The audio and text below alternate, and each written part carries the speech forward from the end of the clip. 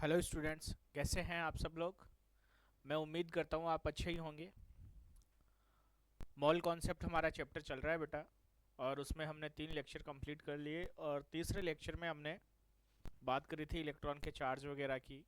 Electron, proton, neutron कैसे calculate करते हैं उसके बारे में बात करी थी, है ना।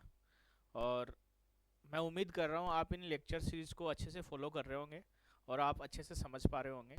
यदि आपको किसी प्रकार की कोई समस्या आती है तो बेटा कमेंट सेक्शन में मेंशन कर देना, उसका रिप्लाई कर दिया जाएगा, उस समस्या को दूर कर दिया जाएगा।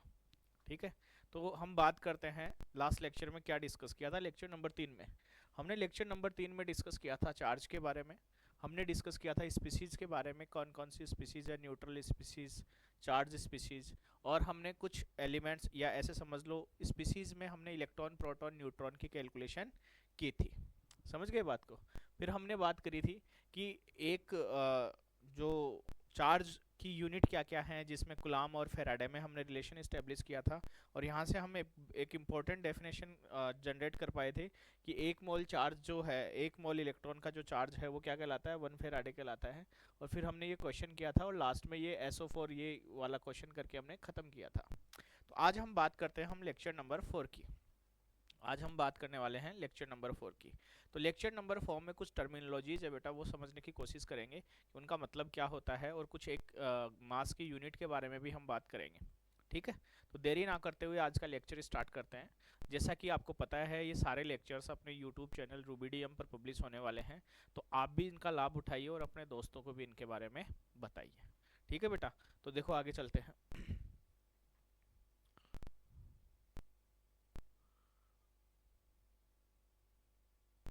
हाँ, तो देखो सबसे पहले बात करते हैं, हमारे पास में एक टर्म आता है जिसको हम बोलते हैं atomic mass unit. Atomic mass unit, नाम से ही पता चल रहा है, इसको हम शॉर्ट में बोल देंगे AMU। नाम से जैसे पता चल रहा है एटॉमिक मास यूनिट, एटम के मास की यूनिट। तो यहाँ पर मास की यूनिट क्या है, ग्राम भी होती है, AMU भी होती AMU हमने पहली बार पढ़ी है, ग्राम हम जानते हैं, किलोग्राम हम जानते हैं। तो अगर एक यूनिट का दूसरे यूनिट में कन्वर्जन देखें तो कुछ ना कुछ रिलेशन तो होता ही होगा। जैसे ये एटम के मास की यूनिट है, तो एक AMU को अगर ग्राम में कन्वर्ट करना चाहें हम, तो एक AMU बराबर होता है 1.67 इंटू 10 की पावर माइनस का 24 ग्राम।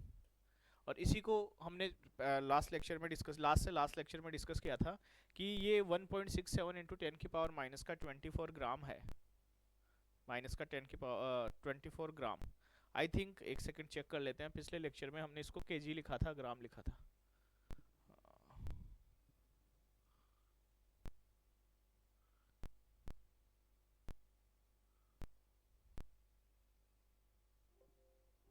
सॉरी,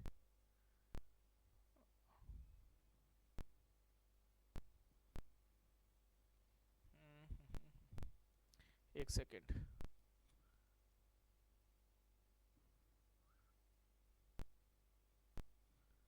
हाँ, ये यहाँ पर बेटा देखो, यहाँ थोड़ा सा ध्यान रखना, ये ग्राम है, ये ग्राम होगा। तो इसको चेंज कर देते हैं, ये ग्राम होगा बेटा, ये ग्राम होगा,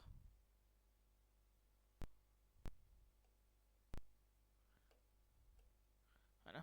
इसका थोड़ा ध्यान रखना, ये केजी गलती से लिखा गया था, अभी याद आ गया।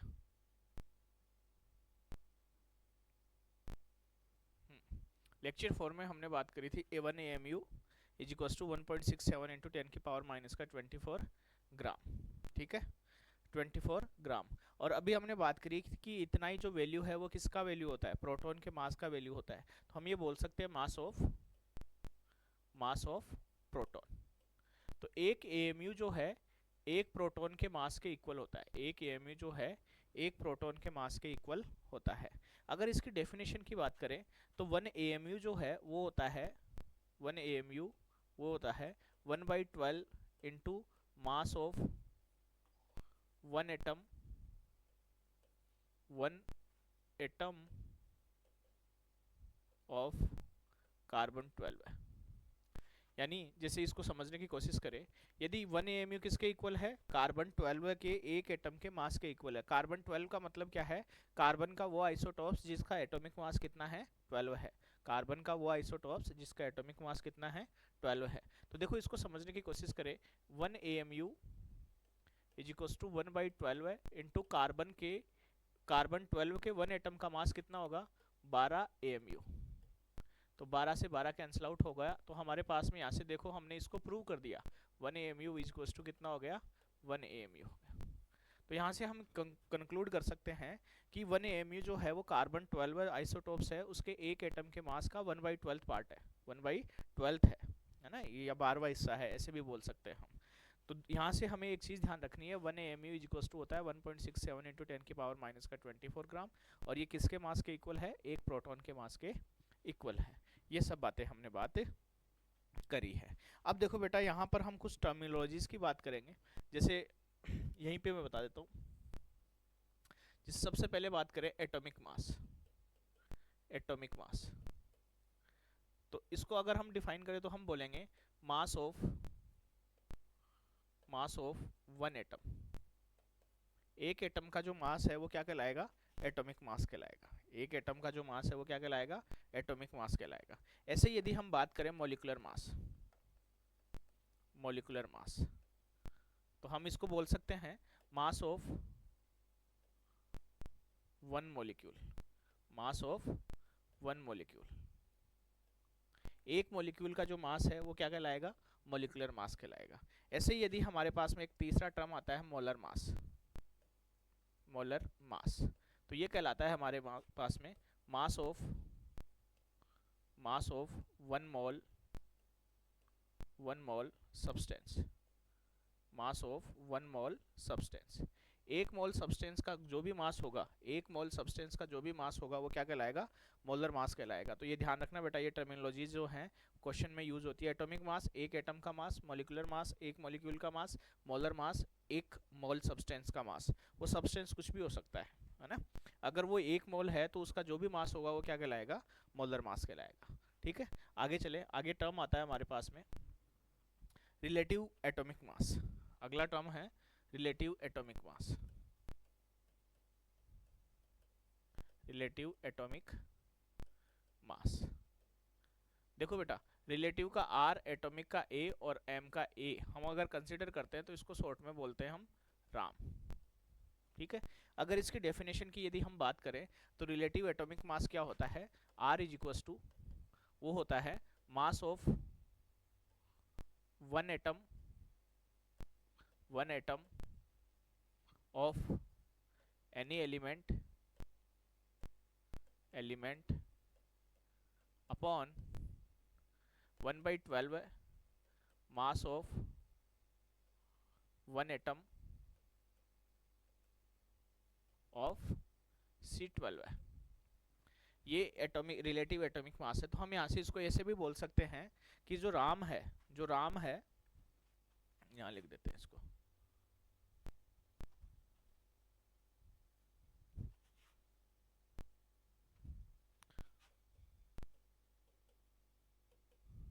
राम जो है वो क्या है, किसी भी एलिमेंट के एक एटम का मास और कार्बन 12 के एक एटम के मास का 1/12 का रेशियो जो है वो किसको रिप्रेजेंट करता है, राम को रिप्रेजेंट करता है। अब देखो बेटा, ये एक एटम का मास है तो इसकी भी यूनिट AMU होगी और इसकी भी यूनिट AMU होगी। तो AMU से AMU कैंसिल आउट हो जाएगा, तो हमारे पास में जो राम आएगा वो कैसा होगा, यूनिटलेस होगा। राम कैसा होगा, यूनिटलेस होगा।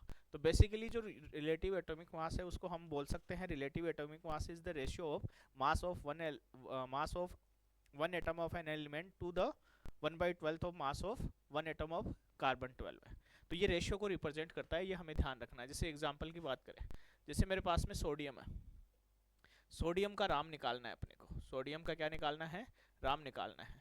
तो राम इज इक्वल टू क्या हो जाएगा, मास ऑफ 1 एटम ऑफ सोडियम, और वो कितना होगा 23 AMU अपॉन 1/12 है into mass of 1 atom of carbon 12 है, तो वो कितना हो जाएगा 12 AMU। तो AMU से AMU कैंसिल आउट, 12 से 12 कैंसिल आउट, तो अपने पास में कितना आ गया 23 आ गया। तो रिलेटिव एटॉमिक मास क्या है, एक तो यूनिटलेस क्वांटिटी है और यूनिट से यूनिट कैंसिल आउट हो जाएगा, या ऐसे बोल सकते हैं रिलेटिव वर्ड ही हमें ये बताता है कि एक दूसरे के रेस्पेक्ट में। समझ गए बात को? अब जैसे ये टर्म था रिलेटिव एटॉमिक मास, ऐसे ही एक टर्म होता है relative molecular mass. Relative molecular मास RMM। ठीक है, तो ये क्या बताएगा? RMM क्या होगा? Mass of one molecule, mass of one molecule to 1/12 into mass of one atom C12। Carbon 12 के एक एटम का मास का 12वां हिस्सा और मास ऑफ किसी भी एक मॉलिक्यूल के मास अपॉन कार्बन 12 के एक एटम के मास का हिस्सा क्या कहलाएगा? RMM कहलाएगा। जैसे इसकी यूनिट यदि AMU है हमारे पास में, तो इसकी भी यूनिट क्या होगी? AMU होगी। तो कैंसिल आउट होकर के ये भी क्या आएगा? यूनिट लेस आएगा। ये भी क्या आएगा? यूनिट लेस आएगा। तो बेसिकली मोटी मोटी बात हम यहाँ से ये सीख सकते हैं, रिलेटिव एटॉमिक मास और रिलेटिव मॉलिक्यूलर मास दोनों ही क्या होंगे? यूनिट लेस होंगे। जैसे एग्जांपल है RMM ऑफ H2O। यदि H2O का RMM निकालना है तो RMM हमारे पास में क्या हो जाएगा? H2O का मॉलिक्यूलर मास। और H2O का मॉलिक्यूलर मास कितना होगा? H2O का मॉलिक्यूलर मास होगा हमारे पास में 18 AMU upon carbon 12 into 12 AMU। तो ये कैंसिल आउट हो गया, सॉरी ये इससे कैंसिल आउट, ये 12 से 12 कैंसिल आउट, तो RMM कितना आ गया? 18 आ गया। तो इस प्रकार से हम किसी भी एलिमेंट का, किसी भी मॉलिक्यूल का, किसी भी एटम का RMM भी कैलकुलेट कर सकते हैं और रिलेटिव एटॉमिक मास RAM भी कैलकुलेट कर सकते हैं। तो मैं उम्मीद कर रहा हूँ बेटा ये आपको अच्छे से समझ में आ रहा होगा। अब आगे चलते हैं, हम आगे बात करें हम, तो देखो आगे चले। एक क्वेश्चन दिया हुआ है RAM of oxygen with respect to CO2।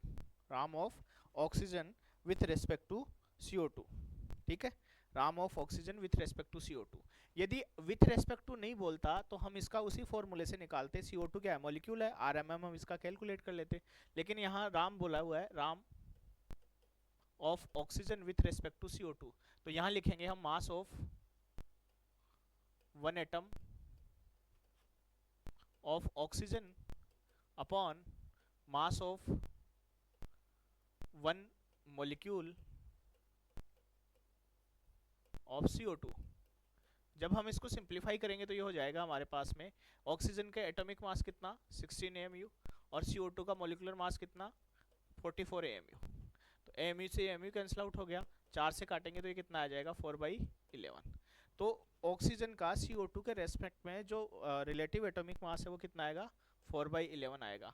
दूसरी चीज ये है कि जो भी रिलेटिव एटॉमिक मास के फॉर्मूले हमने पीछे ड्राइव किया हुआ है वहां पर कार्बन रेफरेंस कंसीडर है।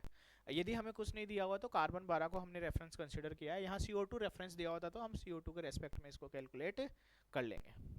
तो मैं आपसे उम्मीद करता हूँ बेटा आपको AMU भी समझ में आया होगा, आपको जो टर्म्स मैंने समझाई है एटॉमिक मास, मॉलिक्यूलर मास, molar mass, relative atomic mass, relative molecular मास, ये सब आपको समझ में आया होगा। ठीक है, तो आगे चलते हैं। देखो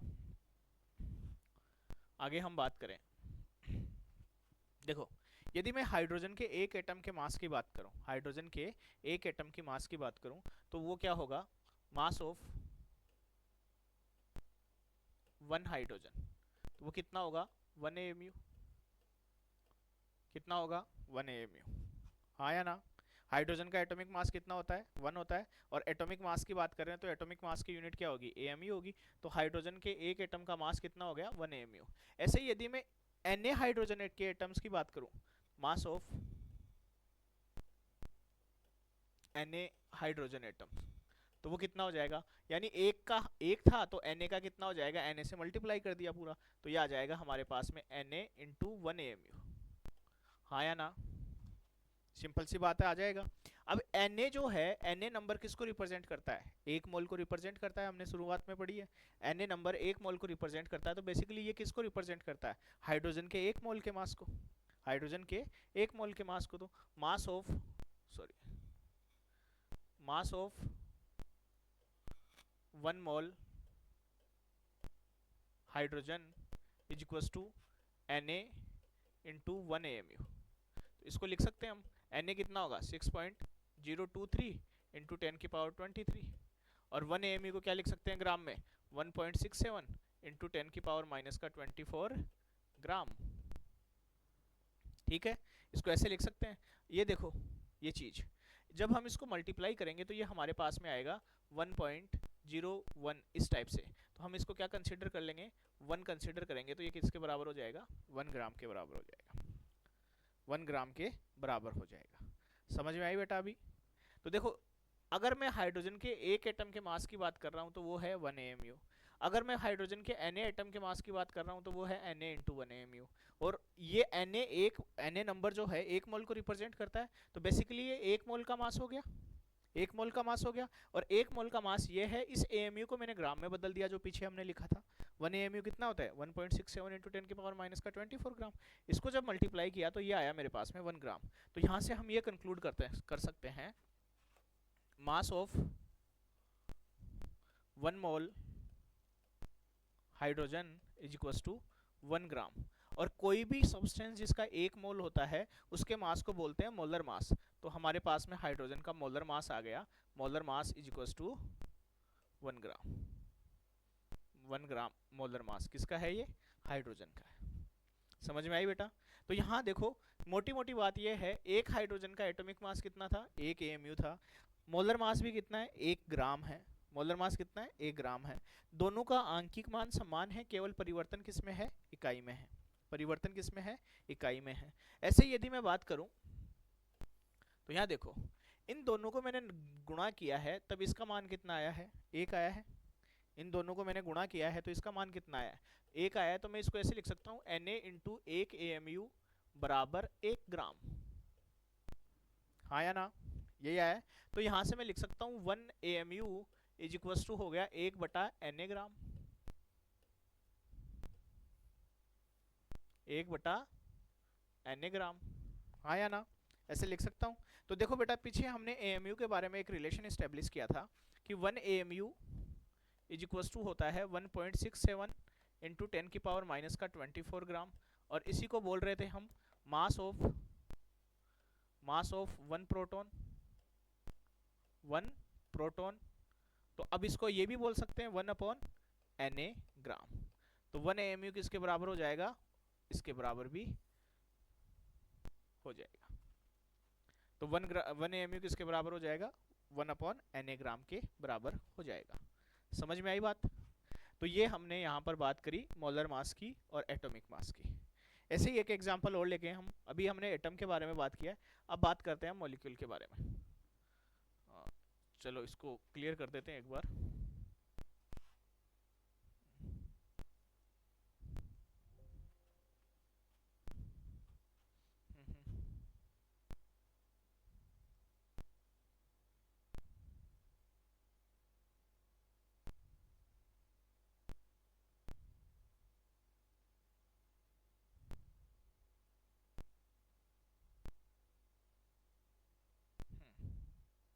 ये अभी हमने इसकी बात करी है, ये हमने बात करी है। अब नेक्स्ट स्लाइड पे चलते हैं अपन।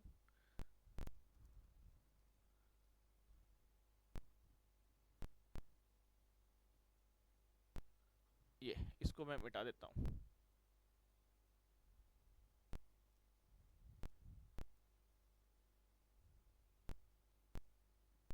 एक सेकेंड।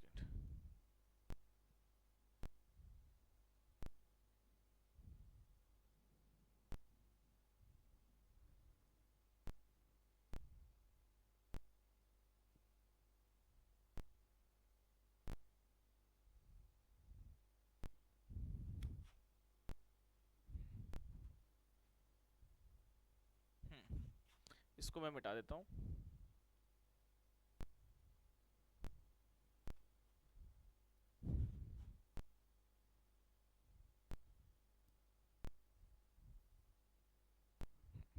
अब हम बात करते हैं, देखो आगे बात करते हैं। यदि मैं ऑक्सीजन की बात करूं, मास ऑफ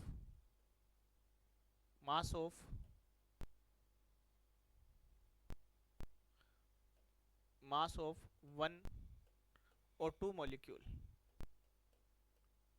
तो वो कितना होगा, एक O2 मॉलिक्यूल का कितना होगा, एक ऑक्सीजन का 16, तो एक मॉलिक्यूल में कितने ऑक्सीजन है, 2 मॉलिक्यूल है, तो सॉरी 2 ऑक्सीजन है, तो मास कितना हो जाएगा 32 AMU। हाँ या ना, ऐसे हो जाएगा, कोई दिक्कत, कोई दिक्कत नहीं है। तो जब मास ऑफ वन O2 मॉलिक्यूल इतना है 32 है, तो मास ऑफ NaO2 मॉलिक्यूल कितना हो जाएगा, वो कितना हो जाएगा 32 AMU इंटू Na। एक O2 का है 32 AMU, तो Na का कितना हो जाएगा 32 इंटू Na। अब देखो ये Na जो O2 मॉलिक्यूल है किसको बताता है, एक मोल को, तो मास ऑफ 1 मोल O2, तो वो कितना हो गया 32 इंटू Na, और इसको मैंने लिख दिया 1 AMU। हाँ या ना। और 1 मोल का मास जो है वो क्या होता है, मोलर मास, तो मोलर मास ऑफ O2 वो क्या हो जाएगा 32 इंटू Na इंटू 1 AMU। और इसका हमें पता है ये किसके बराबर होता है, 1 ग्राम के बराबर होता है, तो मैं इसको ऐसे लिख सकता हूँ 32 इंटू 1 ग्राम, और ये हमने बात कर ली 32 ग्राम। अब कईयों को ये समझ में नहीं आया ये 1 ग्राम कैसे हुआ, तो बेटा अभी लास्ट स्लाइड पे किया है हमने लास्ट स्लाइड पे ही बात करी है कि ये किसके बराबर हो जाएगा 1 Na इंटू 1 AMU 1 ग्राम के बराबर है, लास्ट स्लाइड पे बात करी है। तो देखो O2 के एक मॉलिक्यूल की बात करें तो वो है 32 AMU, O2 के एक मोल की बात करें तो वो कितना आया है 32 ग्राम। तो आंकिक मान न्यूमेरिकल वैल्यू सेम है दोनों का, केवल डिफरेंस किसका है, मास की यूनिट का है। वो AMU एटॉमिक मास यानी एक मॉलिक्यूल के मास को बताती है, और ये Na मॉलिक्यूल के मास को बताती है। समझ में आई बात, मैं उम्मीद करता हूँ आपको ये समझ में आई होगी। तो यहाँ से देखो हम ये कंक्लूड कर सकते हैं कि यदि हमारे पास में कितना भी सब्सटेंस दिया हुआ हो, उस सब्सटेंस में यदि 1 मोल का मास डिवाइड कर दें, हम 1 मोल के मास का डिवाइड कर दें, तो हमारे पास में नंबर ऑफ मोल्स आ जाएंगे। हाँ या ना। ऐसे समझो कि हमारे पास में 10-10 किलो के पैकेट्स हैं, और हमें नहीं पता कितना एक ट्रक भरा पड़ा है सामान का, और उसमें हमने 10-10 पैकेट का 10-10 के किलो के पैकेट बना रखे हैं, और एक ऐसे समझ लो 10 किलो का पैकेट 1 मोल को ही रिप्रेजेंट करता है। तो नंबर ऑफ मोल्स निकालेंगे या नंबर ऑफ पैकेट्स निकालेंगे, तो उस गिवन मास में उस 10 किलो का भाग दे देंगे, 10 किलो का भाग दे देंगे। हाँ या ना। तो हमारे पास कितना भी मास हो उसमें 1 मोल के मास का हम डिवाइड कर देंगे, तो हमारे पास में नंबर ऑफ मोल आ जाएगा। जितना भी मास दिया हुआ है उसमें 1 मोल के मास का डिवाइड कर देंगे, तो हमारे पास क्या आ जाएगा, नंबर ऑफ मोल आ जाएगा। तो ऐसे भी समझ सकते हैं हम, देखो ये ऐसे समझ सकते हैं, मोलर मास रिप्रेजेंट करता है किसको, 1 मोल को, 1 मोल को।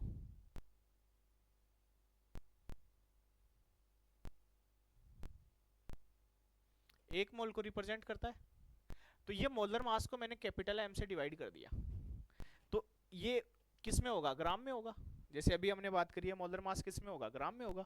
तो यदि M ग्राम 1 मोल को रिप्रेजेंट करता है मोलर मास, तो 1 ग्राम कितने को रिप्रेजेंट करेगा, 1 ग्राम रिप्रेजेंट करेगा इतने मोल को, 1 ग्राम कितने मोल को रिप्रेजेंट करेगा, इतने को। और हमारे पास में अननोन वेट है, मान लो वो W ग्राम है, तो मोल कितना हो जाएगा 1/m इंटू W मोल। हाँ या ना। तो यहाँ से हम ये कंक्लूड कर सकते हैं कि हमारे पास में जो भी गिवन मास है, उस गिवन मास को यदि मोलर मास से हम डिवाइड कर देते हैं, तो हमारे पास में नंबर ऑफ मोल आ जाएंगे। क्या आ जाएंगे, नंबर ऑफ मोल्स आ जाएंगे। तो देखो मोल N इज इक्वल टू वो क्या हो जाएगा, गिवन मास किसमें, वो भी ग्राम में, और गिवन मास को W भी लिख सकते हैं और स्मॉल m भी लिख सकते हैं, upon molar mass.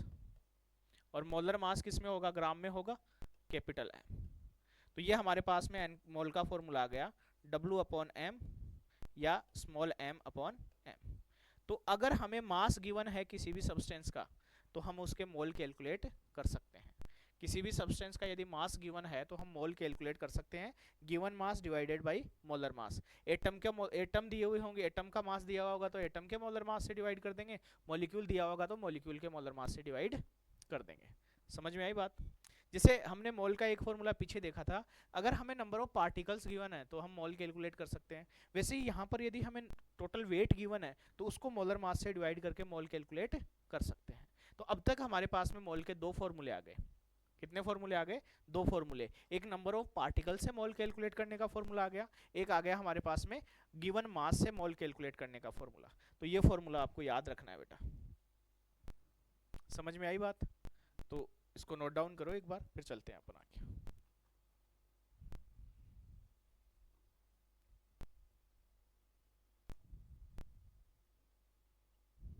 I think, मैं उम्मीद करता हूँ आपने ये इसको थोड़ा सा नोट डाउन जो भी करना था आपने कर लिया होगा। अब आगे चलते हैं। देखो एक स्लाइड और खाली करनी पड़ेगी अपने को, क्योंकि एक थोड़ी सी चीज़ें और हैं जो आपको समझानी पड़ेगी। तो एक स्लाइड और खाली कर लेते हैं अपन। इसी को कॉपी करके यहाँ कर लेते हैं, कॉपी, यहाँ कर लिया पेस्ट, और पेस्ट में हमने कर दिया कीप सोर्स फॉर्मेटिंग, और ये हमने इसको कर लिया खाली, डिलीट। ये हमने अभी पढ़ा है, ठीक है। तो इसकी बात करें हम,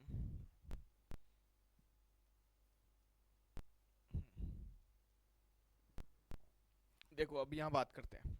अभी हमने बात करी कि मोल के दो फॉर्मूले हो गए।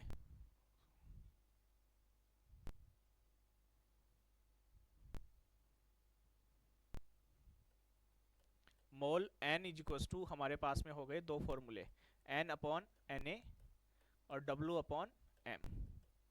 ये दोनों फॉर्मूले हमें ध्यान में रखने हैं बेटा, ठीक है। अब हम बात करते हैं। देखो तीन टर्म हमने पढ़ी है, एक पढ़ा है रिलेटिव एटॉमिक मास, एक पढ़ा है मोलर मास, है ना, एक पढ़ा है एटॉमिक मास, एक पढ़ा है रिलेटिव एटॉमिक मास, ठीक है, एक पढ़ा है मोलर मास। अगर मॉलिक्यूल है तो molecular mass, relative molecular mass, और फिर पढ़ा है हमने मोलर मास। तो देखो यहाँ दोनों दोनों तीनों में डिफरेंस देखने की बात कोशिश करते हैं।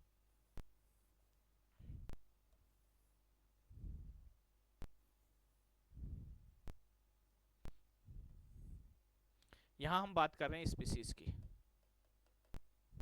यहाँ हम बात कर रहे हैं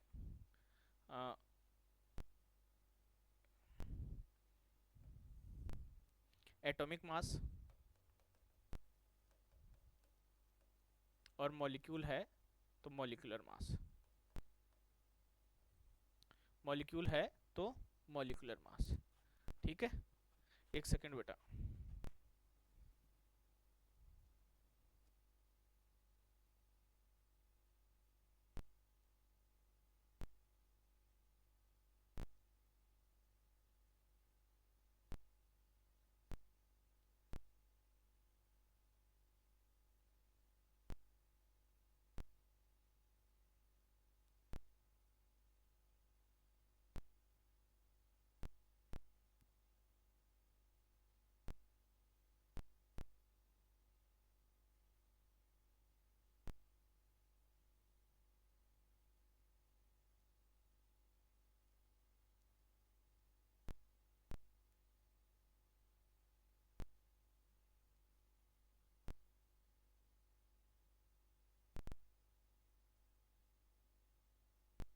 हाँ बेटा, ये कॉल आ गया था, कोई बात नहीं, अब कंटिन्यू करते हैं इसको।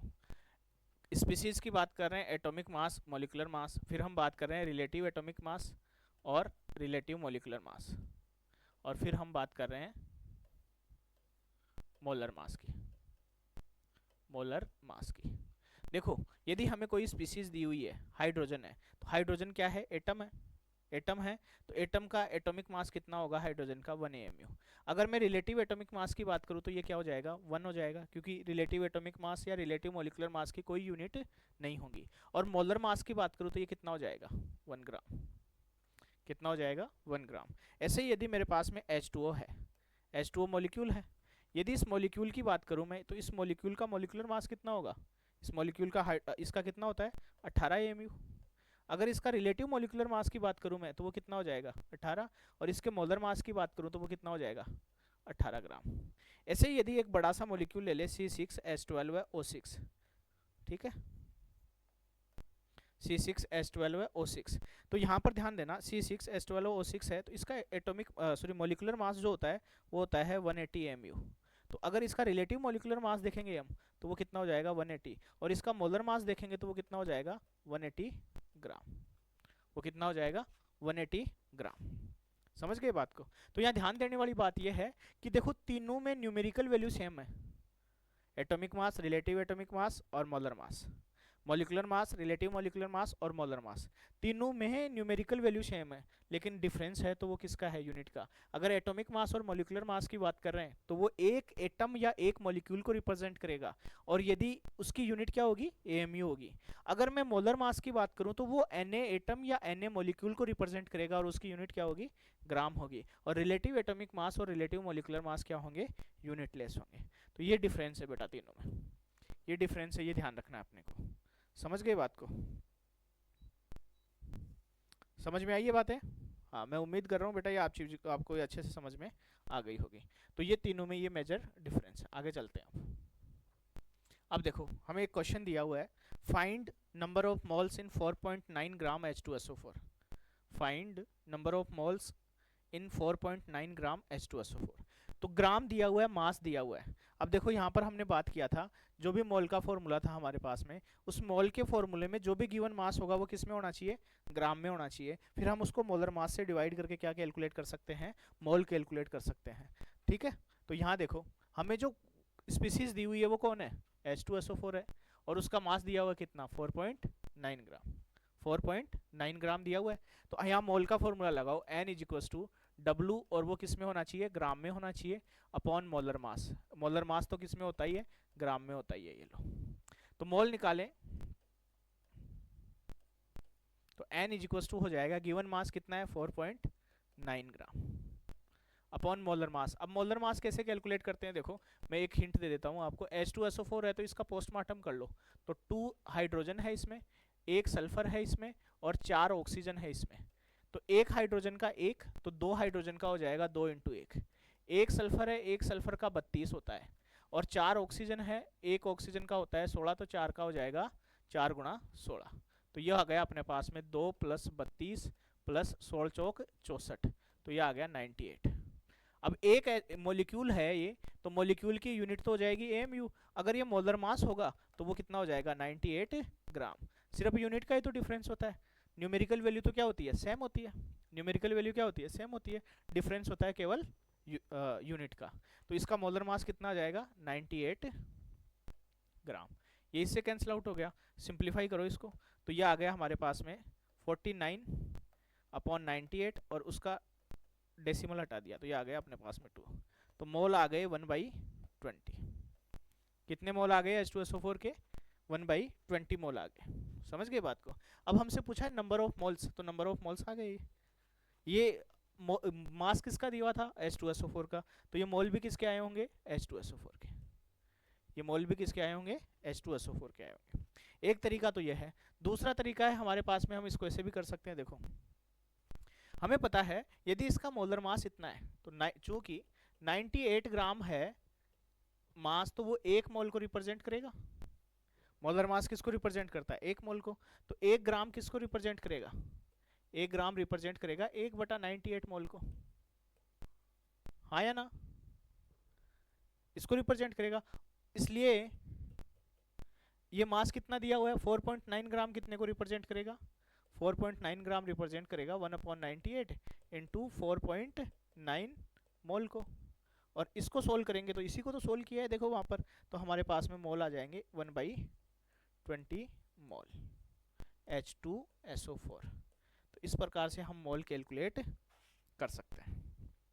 तो मैं ये उम्मीद कर रहा हूँ बेटा ये आपको समझ में आया होगा।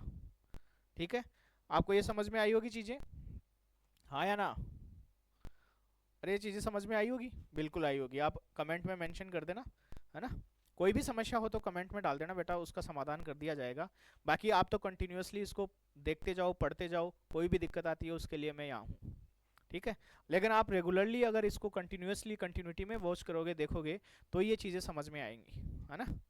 तो मैं उम्मीद करता हूँ बेटा आपको ये समझ में आ रही होगी। ठीक है, आगे चले।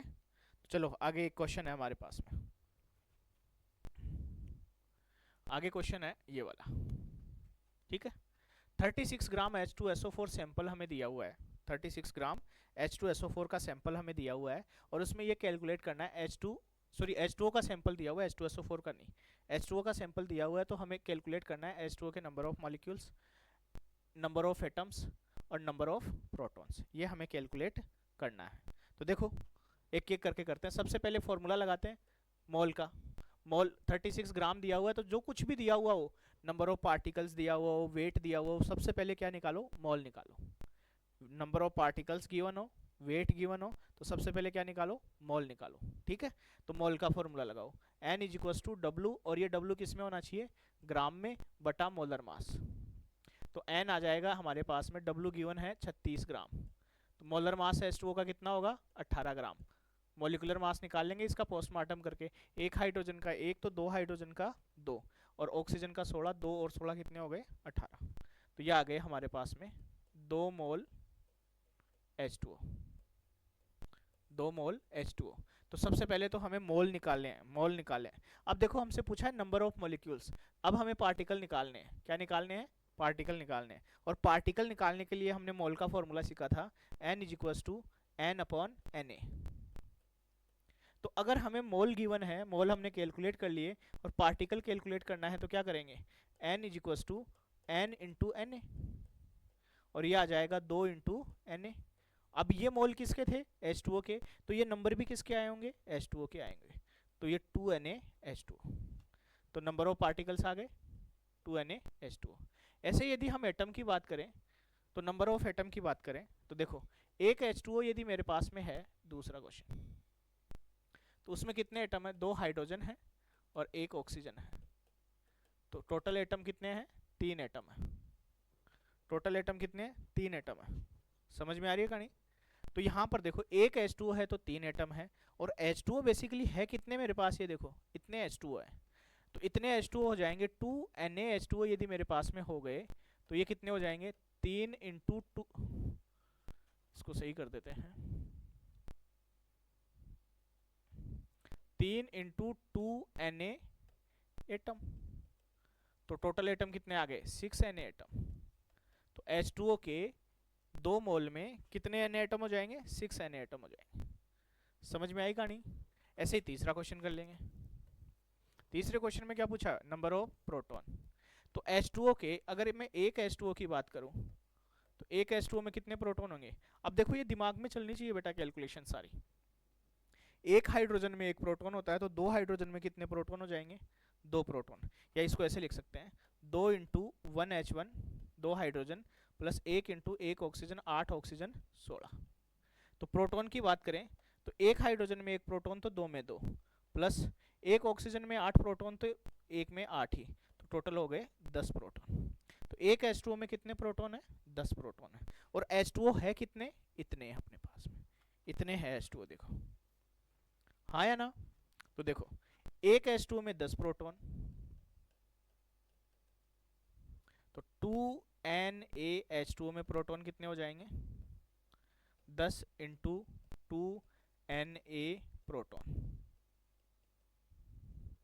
10 इंटू 2Na प्रोटॉन। तो इसको सिंप्लीफाई करेंगे तो ये आ जाएगा 20Na प्रोटॉन। ठीक है बेटा। तो इस प्रकार से हम नंबर ऑफ पार्टिकल्स भी कैलकुलेट कर सकते हैं, नंबर ऑफ मोल्स भी कैलकुलेट कर सकते हैं। अब मास और नंबर ऑफ पार्टिकल्स इंटरलिंक्ड करेंगे, एक दूसरे से संबंधित होंगे, एक दूसरे से लिंक करेंगे। अब देखो हमें वेट दिया हुआ था, वेट से सबसे पहले हमने क्या निकाला, मोल निकाला। फिर हमसे नंबर ऑफ पार्टिकल पूछा हुआ है, जब हमें मोल पता चल गया तो मोल से हम नंबर ऑफ पार्टिकल तो कैलकुलेट कर सकते हैं आसानी से, तो हमने कर लिया। समझ में आई बेटा। तो इस प्रकार से हम इन क्वेश्चंस को सॉल्व कर सकते हैं। मैं उम्मीद कर रहा हूँ बेटा यह आपको अच्छे से समझ में आ रही होंगी चीज़ें।